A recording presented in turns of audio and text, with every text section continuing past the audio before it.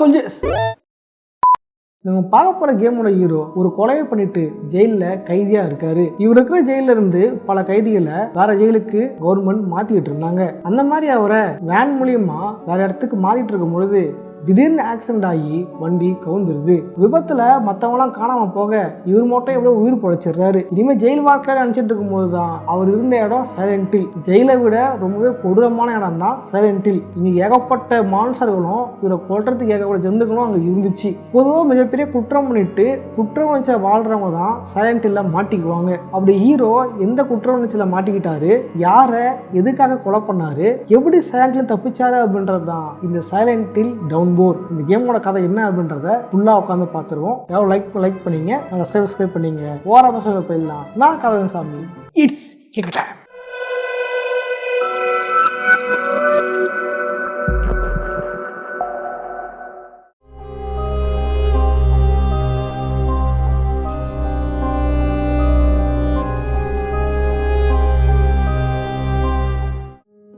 கதையோட தொடக்கத்துல இந்த கதையோட ஹீரோவான மர்ஃபி சிறையோட லிப்ட்ல இறங்கி வந்துகிட்டு இருந்தாரு. அவர் வர வேண்டிய இடத்துக்கு வந்திருக்க அந்த இடத்துல சிறை அதிகாரி ஜார்ஜ் இருந்தாரு. எல்லாத்தையும் கடை செட் பண்ணிட்டேன், என் கூட வா அப்படின்னு ஒரு இடத்துக்கு அழைச்சிட்டு போய் இருக்கிற டைமுக்குள்ள காரியத்தை கட்சிலாம் முடிச்சிடுன்னு சொல்ல அங்க உள்ள நுழைஞ்ச மர்ஃபி சத்தம் வெளியே கேட்க கூடாது அப்படின்னு அங்க இருக்கிற எல்லா ஷவரையும் திறந்து விட்டாரு.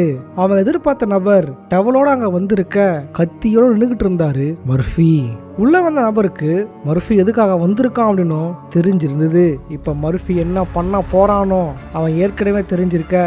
மர்ஃபி கிட்ட நான் தெரியாம பண்ணிட்டேன், என்னை விட்டுரு அப்படின்னு கெஞ்ச ஆரம்பிச்சான். அவன் பயங்கரமா கத்த ஆரம்பிச்சான். ஜெயலலிதா சாராதீங்க அப்படின்னா என்னை காப்பாத்துங்கன்ட்டு எவ்வளவு கத்தியும் அந்த இடத்துல யாருமே வரல. தங்கிட்ட இருந்த கத்தி மூலியமா அவனை தொடர்ந்து தாக்க ஆரம்பிச்சாரு. கடைசியா அவன் உயிருக்கு போராடிட்டு இருக்க நேரத்துல தங்கிட்ட இருந்த கத்திய மர்ஃபி வெளியெடுக்க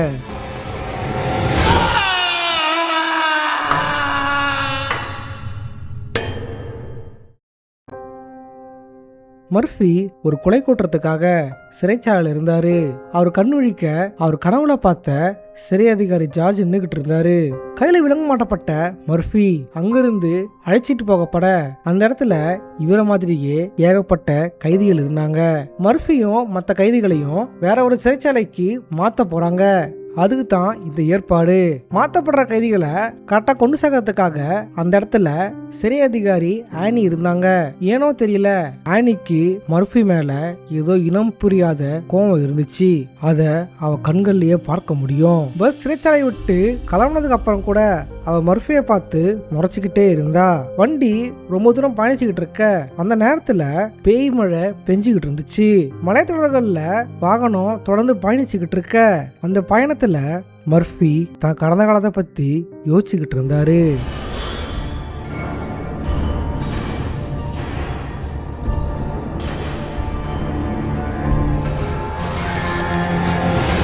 மர்ஃபி கண் விழிக்க அங்கிருந்த மற்ற சிறை அதிகாரிகள் அவங்களுக்குள்ளேயே வாக்குவாதம் பண்ணிக்கிட்டு இருந்தாங்க. இத ஆனி கண்டிக்க ஓட்டுநருடைய கவனம் சதுருது.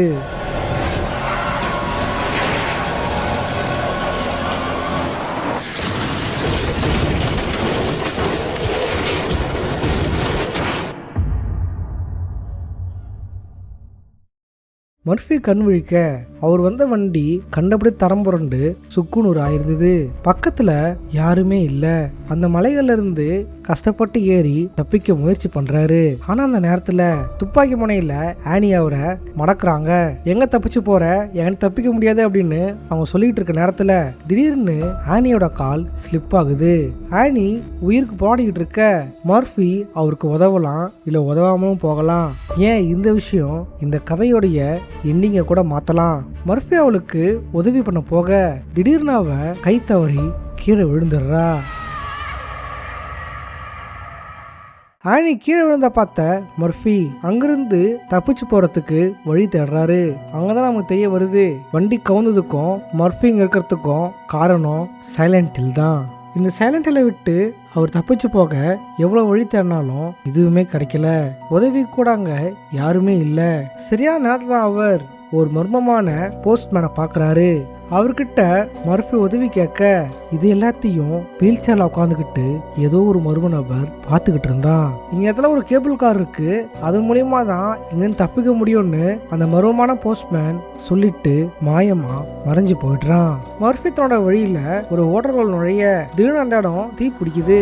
இதனால அவர் ஃபயர் அலாம ஆன் பண்ண போக நேரத்துல திடீர்னு அந்த இடமே வேற இடமா மாற வேற டைமென்ஷனுக்கு அந்த இடம் மாற்றப்படுது.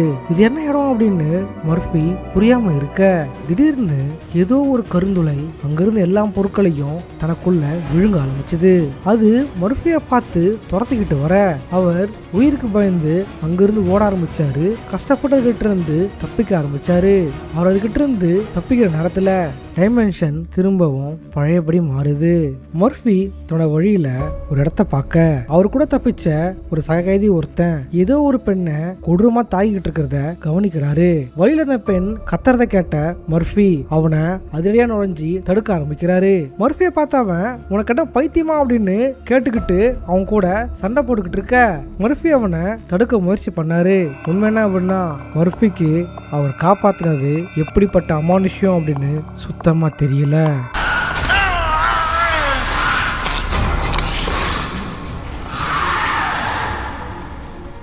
அந்த கைதியை கொன்ன அந்த கொடூர உருவம் மர்ஃபியும் கொல்ல முயற்சி பண்ணுச்சு. அதுகிட்ட இருந்து அவர் கஷ்டப்பட்டு ஒரு வீட்டுக்குள்ள நுழைகிறாரு. அங்கதான் அவருக்கு மாத்திக்கிறதுக்கு உடை கிடைக்குது. அதை அவர் மாத்திக்க நேரத்துல ஒரு போலீஸ் பேட்சை கண்டெடுக்கிறாரு.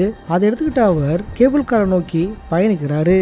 ஒரு வழியா அவர் கேபிள் கார்ல ஏறி மறுமுனைக்கு போகிறாரு. அந்த இடத்துல அவர் மனதளவுல குழம்பி போயிருந்த ஏதோ ஒரு மனிதனை சந்திக்கிறாரு.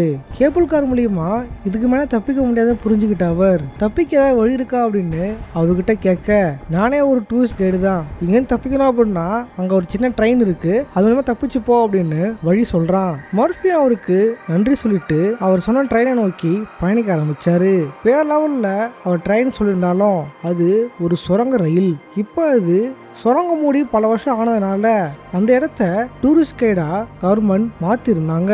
இதையெல்லாம் அங்கிருந்த ஆவணங்கள் மூலியமா தெரிஞ்சுக்கிட்ட மர்ஃபி மீண்டும் தன்னோட வழியில ஜேபியை சந்திக்கிறாரு.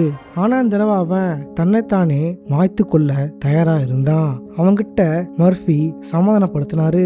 ஆனா அவன் அந்த விபத்துக்கு காரணம் நான் தான், அப்பாவி மக்களும் குழந்தைகளும் இறந்து போயிட்டாங்க, கவர்மெண்ட் அதை விபத்து அப்படின்னு க்ளோஸ் பண்ணிட்டாங்க. ஆனால் என் குற்ற உணர்ச்சி என்ன தினம் தினம் கொண்டுகிட்டு இருக்கு, இந்த குற்ற உணர்ச்சியிலிருந்து தன்னை விடுவிச்சுக்க தான் இங்கே நின்றுக்கிட்டு இருக்கேன் அப்படின்னு அவன் சொல்லிக்கிட்டு இருந்தான். மர்ஃபி நினைச்சாரு அப்படின்னா அவனை சமாதானப்படுத்தலாம், இல்லை அப்படியே விழுந்துருன்னு விட்டுட்டும் போகலாம். ஏன்னா இதுவுமே இந்த கேமுக்கு ஒரு முக்கியமான கட்டம். மர்ஃபி அவனை காப்பாற்ற நினைச்சாலும் ஜேபி தான் குற்ற உணர்ச்சியால அங்கிருந்து கீழே விழுந்துடுறான். சில நேரங்களில் நம்ம செஞ்ச குற்றத்திலிருந்து சட்டப்படி தப்பிக்கிறது ஈஸியாக இருந்தாலும் குற்ற உணர்ச்சியிலிருந்து தப்பிக்கிறது ரொம்பவே கஷ்டம். மர்ஃபி அங்கிருந்து ஜேபி சொன்ன சுரங்க ரயிலை நோக்கி பயணிக்க ஆரம்பிச்சாரு. ஒரு வழியா அவர் அந்த சுரங்க ரயில ஏறி பயணிச்சுக்கிற நேரத்துல திடீர்னு விசித்திரமான சில ஜந்துக்கள் அவரை தாக்க ஆரம்பிச்சது. அதுகிட்ட இருந்து அவரு கஷ்டப்பட்டு தப்பிச்சு ட்ரெயின்ல பயணிச்சுக்கிட்டு இருந்தாலும் ஒரு லெவலுக்கு மேல அந்த மான்ஸ்டர்ஸ் ரயில டேக் ஓவர் பண்ண ஆரம்பிக்குதுங்க.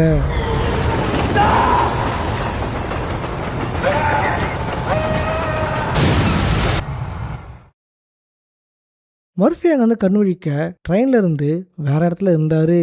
நம்ம எப்படி இங்க வந்தோன்னு அவர் யோசிச்சுக்கிட்டு இருக்க சரியான நேரத்தான் அவர் ஆனியை சந்திக்கிறாரு. கோபத்தோட இருந்த ஆனி துப்பாக்கி முனையில மர்ஃபிய பிடிக்கிறா. அவனை பரிசோதனை பண்ணும்போதுதான் அவங்கிட்ட ஒரு போலீஸ் பேட்ச் இருக்கிறத கவனிக்கிறா. இது எப்படி உங்ககிட்ட வந்துச்சு அப்படின்னு அவ கேட்டுக்கிட்டு இருக்க. நான் போற வேலை அது கிடைச்சது, இங்க என்ன நடக்குதுன்னு தெரியல, நீ எதுக்கு என் மேல கோவமா இருக்கணும்னு தெரியல, என்னை ஜெயில போட்டாலும் பரவாயில்ல, இங்க தப்பிச்சா மட்டும் போதும்னு மர்ஃபி சொல்லிக்கிட்டு இருந்தான். ஆனா என்னமோ தெரியல, அந்த போலீஸ் பேட்சை பார்த்த உடனே ஆனி மனம் உடைஞ்சு போறா. இவன் மேல பயங்கர கோபம் அடைகிறா. அவனை கொல்றதுக்காக அவ துப்பாக்கிய ட்ரிகர் பண்ண நேரத்துல ஏனோ தெரியல அவளால மர்ஃபிய கொல்ல முடியல. நான் மனசு மாறதுக்குள்ள இங்கிருந்து போயிடுன்னு அவனை போக சொல்றா. சிறிய அதிகாரியான ஆனி ஏன் தான் மேல மட்டும் இப்படி கோபமா இருக்கான்னு புரியாமலேயே மர்ஃபி அங்கிருந்து கிளம்புறாரு. மர்ஃபி அங்கிருந்து ஒரு வீட்டுக்கிட்ட போக அந்த இடத்துல ஒரு லோக்கல் ரேடியோவில் யாராவது உயிரோட இருந்தீங்க அப்படின்னா இங்கிருந்து தப்பிக்கிறதுக்கு என்கிட்ட வாங்க அப்படின்னு லோக்கல் எஃப்எம்ல சொல்றத அவர் யோசிக்கிற நேரத்துல வழியில வந்த அந்த மர்ம போஸ்ட்மேன் மூலியமா ரேடியோ ஸ்டேஷனுக்கு வழியை கேட்டு நகர்றாரு. ஆனால் அவர் போயிருக்க நேரத்தில் அந்த ரேடியோ ஸ்டேஷன் திடீர்னு போலீஸ் ஸ்டேஷன் மாதிரி காட்சி அளிக்குது. அங்கே தான் அவருக்கு பழைய நினைவுகள்லாம் தெரிய ஆரம்பிக்குது. மர்ஃபி உண்மையிலேயே ஒரு மிகப்பெரிய குற்றவாளிலாம் இல்லை. பேட்ரிக்ன்ற ஒருத்தனை கொல்றதுக்காக தான் கரப்டட் போலீஸான ஜார்ஜ் மூலியமா பேட்ரிக் இருக்கிற அதே சிறைச்சாலைக்கு வேணும்ட்டு வந்திருக்காரு. பேட்ரிக் எப்படி கொல்றது அப்படின்னு ஜார்ஜ் கிட்ட மர்ஃபி பேசிக்கிட்டு இருக்க இந்த விஷயத்த தூரமா நின்று ஆபீசர் பிராங்க் கவனிக்கிறாரு. அவனை தனியா கூப்பிட்டு ஜார்ஜ் ரொம்ப கரப்டானவன், அவங்க கூட எல்லாம் சேராத, உன்னோட ரெக்கார்ட்ஸ்லாம் எடுத்து பார்க்கும்பொழுது நீ செஞ்சது பெரிய குற்றம்லாம் இல்லை, இன்னும் கொஞ்ச நாள்லயே நீங்க இருந்து வெளியே போயிடுவ, அவங்க கூட சேர்ந்து தேவையில்லாம பிரச்சனை மாட்டிக்காத அப்படின்னு ஆபீசர் பிராங்க் நல்லபடியா மர்ஃபிக்கு அட்வைஸ் பண்ணியிருந்தாரு. இந்த விஷயம்லாம் பார்த்த மர்ஃபி அங்கிருந்து பயணிக்கிற நேரத்துல ஏதோ ஒரு பெரிய உருவம் எவனையோ கொல்ற விஷயத்த நிழல் வடிவமா கவனிக்கிறாரு. இது என்னன்னு புரியாம அவர் மேலும் பயணிக்க திரும்பவும் இன்னொரு விஷுவல் அவருக்கு காட்டப்படுது. அதுல ஆபீசர் ஜார்ஜ், நான் உனக்கு ஒரு உதவி பண்ணல, அதுக்காக நீ எனக்கு உதவி பண்ணு, இந்த விஷயத்த எனக்காக பண்ணி கொடு அப்படின்னு எதையோ மர்ஃபி கிட்ட அவன் கேட்டிருந்தான். இதையெல்லாம் பார்த்த மர்ஃபி கஷ்டப்பட்டு ரேடியேஷனுக்கு போறாரு. அந்த இடத்துல அவர் ஆர்ஜேவையும் கண்டுபிடிக்கிறாரு. அந்த நேரத்துல அவன் இங்கிருந்து தப்பிச்சு போக ஒரு போட் இருக்கு, ஆனால் அதுக்கான சாவி மட்டும்தான் எங்கன்னு எனக்கு தெரியல, அதை மட்டும் கண்டுபிடி, ரெண்டு பேரும் சேர்ந்து தப்பிக்கலாம் அப்படின்னு அவன் சொல்லிக்கிட்டு இருக்க நேரத்துல திடீர்னு மறுபடியும் துப்பாக்கி முனையில மார்ஃபியை பிடிக்கிறா ஆனி. பக்கத்துல போன் இருக்கிறத பார்த்துட்டு அவ கால் பண்றா. அது வேலை செய்யாதுன்னு ஆர்ஜி எவ்வளவு சொல்லியும் அவ முயற்சி பண்ற நேரத்துல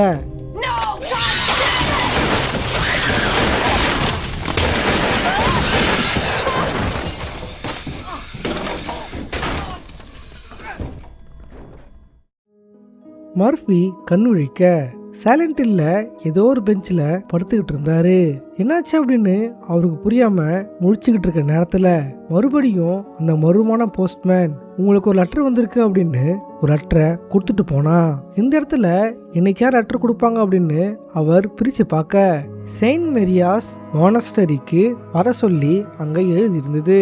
அங்கிருந்து அவர் வழியை கண்டுபிடிச்சு அங்க போக அந்த இடத்துல ஒரு நன் இருந்தாங்க.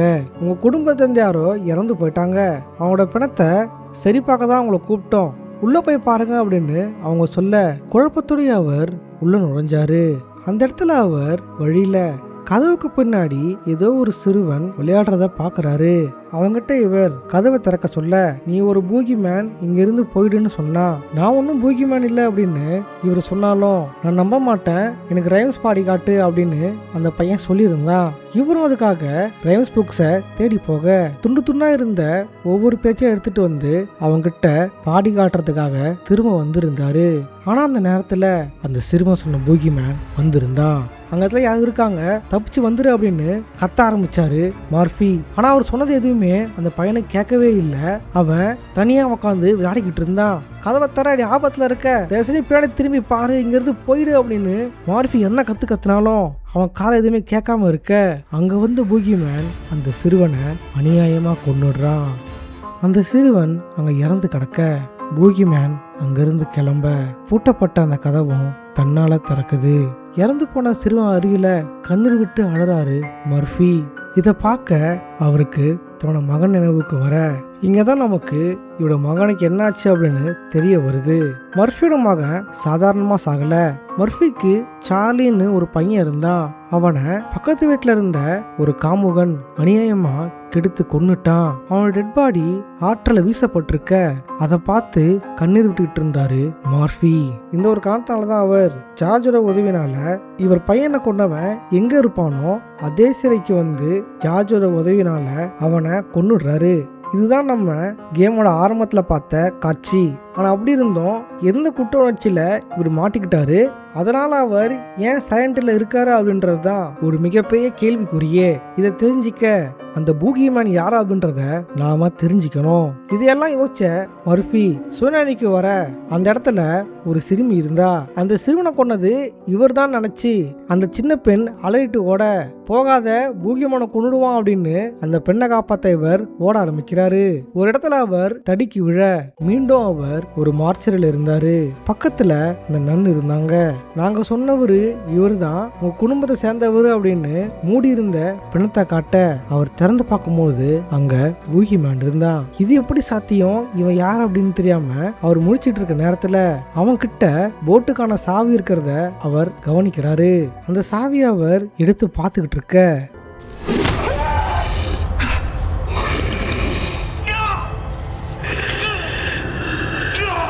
Welcome home. Glory be to God.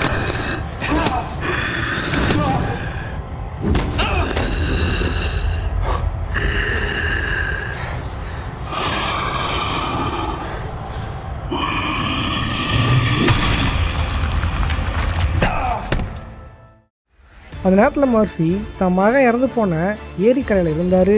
பூகிமேன் இவரை தாக்க இவரும் பூகிமேனை தொடர்ந்து தாக்குறாரு. அவன் கூட சண்டை போடுறாரு.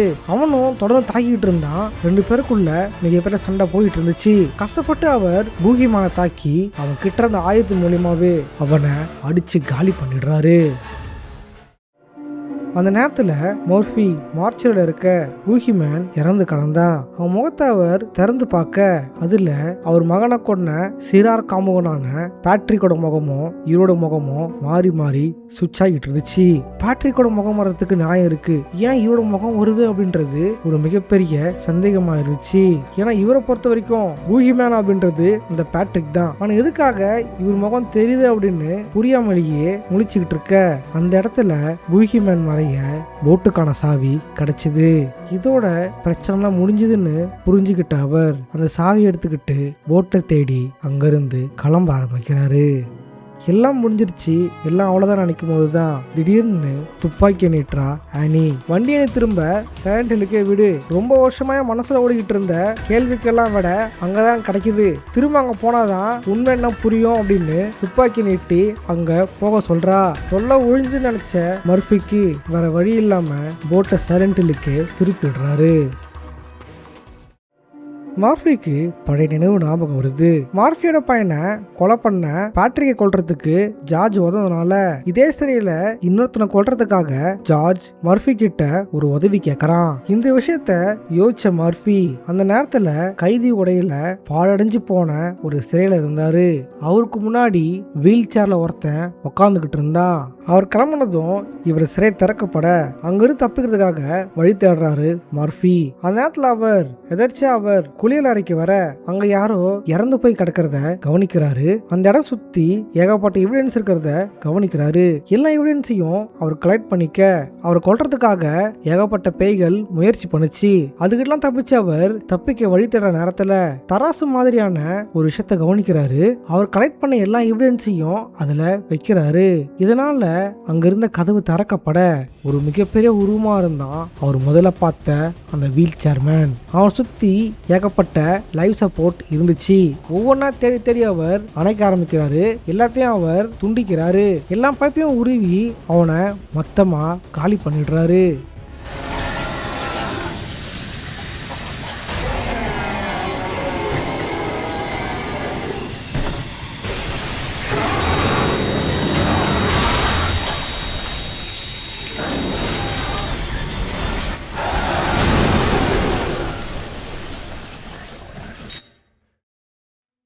இதோட அவன் செத்தான் அப்படின்னு அவர் பெருமூச்ச நேரத்துல மறுபடியும் அதே ஷவர் ரூம்ல இருந்தாரு மார்ஃபி. அந்த வீல் சேர்மேன் அங்க இறந்து கிடக்க திடீர்னு துப்பாக்கியோட உள்ள வரா ஆனி. அவர் ஒரு நல்ல மனுஷன், இப்படிப்பட்ட நல்ல மனுஷன் தெரியுமா, அவரை போய் கொண்டுட்டியே அப்படின்னு கோவப்பட்டா. ஆனியே இப்படி பேசுறான்னு புரியாம மர்ஃபி அந்த வீல் சேர்மேனை பார்க்க அங்க இறந்து கடந்தது போலீஸ் ஆபீசர் பிராங்க். இங்கதான் நமக்கு மர்ஃபியோட ஆள் மனசுக்குள்ள இருந்த உண்மையான கில்ட் என்ன அப்படின்றது தெரிய வருது. பேட்டரியை கொண்டதுக்காக ஹெல்ப் பண்ண ஜார்ஜ் தனக்கு ஒரு கொலை பண்ணணும் அப்படின்னு கேட்டிருந்தான் இல்லையா, அது வேற யாரும் இல்ல, அது பிராங்க தான். பிராங்கோட சாவுக்கு தான் தான் காரணம்ன்ற கில்ட்டு தான் சைலண்ட் ஹில்குள்ள இவரை சுத்த விட்டுருக்கு. பிராங்க் ஏன் வீல் சேர்மேனா தனக்கு தெரிய வருது நினைக்கும் போதுதான் ஆனி எல்லா உண்மையும் சொல்றா. எப்படி பேட்டரியை கொல்றதுக்காக மார்ஃபி இந்த ஜெயிலுக்கு வந்தாரோ அதே மாதிரி பிராங்க கொன்ன மார்ஃபியை கொல்றதுக்காக தான் ஆனி இந்த ஜெயிலுக்கு மாத்திட்டு வந்திருக்கா. ஏன் அப்படின்னா பிராங்க் தான் ஆனியோட அப்பா. சிறையில இருந்த ஒரு நல்ல மனுஷன், ஆனா ஜார்ஜ் மாதிரி கரெக்டான ஆளுங்களுக்கு இவரோட கரைப்படையாத கைகள் பிரச்சனையா இருக்கு அப்படின்னு தான் ஜார்ஜ் இவரை கொல்ல சொல்லியிருக்கான். இந்த சம்பவம் நடந்த பிறகு சில ஆண்டுகள் அவர் லைஃப் சப்போர்ட்டோட வீல் சேர்ல வாழ்ந்திருக்காரு. எந்த ஒரு பேச்சும் எந்த ஒரு உணர்ச்சிகளும் இல்லாம. இதுக்கெல்லாம் காரணமான மார்ஃபியை கொல்றதுக்காக தான் ஆனி இங்க வந்தா. நான் அவரை கொல்லல அப்படின்னு மார்ஃபி சொல்லிக்கிட்டு இருக்க நேரத்துல ஆனியோட கண்ணுக்கு மார்ஃபி பூஹிமேனா தெரிஞ்சான். இந்த ஒரு காரணத்தாலதான் மார்ச்சரியில பூஹிமேனோட முகம் பேட்ரிக்காகவும் மார்ஃபியாகவும் மாத்தி மாத்தி தெரிஞ்சிருக்கு. மார்ஃபியை பொறுத்த வரைக்கும் பேட்ரிக் தான் பூஹிமேன், ஆனா ஆனியை பொறுத்த வரைக்கும் மார்ஃபியே ஒரு பூஹிமேன் தான். மர்ஃபி பூஹிமேனா தெரிய ஆனி அவரை தாக்கனா. இந்த நேரத்துல மார்ஃபி முழுசா பூஹிமேனா மாறி இருந்தான். ஆனி அவரை துப்பாக்கியில தாக்க ஏகப்பட்ட மிருகங்கள் அவரை தாக்க முற்பட்டுச்சு.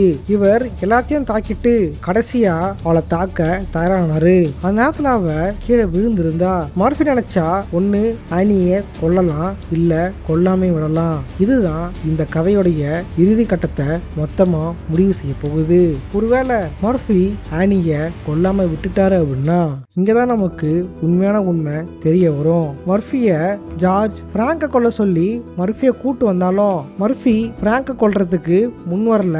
அவர் நல்ல மனுஷன், அவரை கொல்ல மாட்டேன் அப்படின்னு பின்வாங்கிடுறான். கிடைச்ச சான்ஸ் விடக்கூடாது அப்படின்னு அந்த இருட்டுல ஜார்ஜ் தான் பிராங்க அடிச்சிருக்கான். அவர் வீல் சேர போற அளவுக்கு அடிச்சு அவரை கொல்ல முயற்சி பண்ணிருக்கான். அந்த பழிய மர்ஃபி மேல போட்டுட்டான். இந்த உண்மையெல்லாம் மர்ஃபி ஆனா கிட்ட சொல்ல இதெல்லாம் புரிஞ்சுக்கிட்டானா மர்ஃபிய நம்ப ஆரம்பிக்கிறா. ரெண்டு பேருமே செகண்டில விட்டு வெளியே வர போலீஸ்காரங்க வாக்கி டாக்கி மூலியமா மொத்த பேரும் கிடைச்சிட்டாங்க. மர்ஃபி என்னன்னா அப்படின்னு கேட்க என்ன சொல்றதுன்னு யோசிக்க ஆரம்பிச்சா ஆனி. மர்ஃபி இறந்துட்டான், அவன் டெட் பாடி சைலண்ட்லயே அடிச்சுட்டு போயிடுச்சு, அவன் கதை அவ்வளவுதான்னு போய் சொல்லி இனிமேல் சிறை வாழ்க்கை உனக்கு தேவையில்லை, ஒரு நல்லபடியான ஒரு புதிய வாழ்க்கைய ஆரம்பிக்க சொல்லி அங்கிருந்து அவரை தப்பிக்க வைக்கிறா. மர்ஃபியும் அங்கிருந்து தப்பிச்சு போக இதோட இந்த கதையும் முடியுது.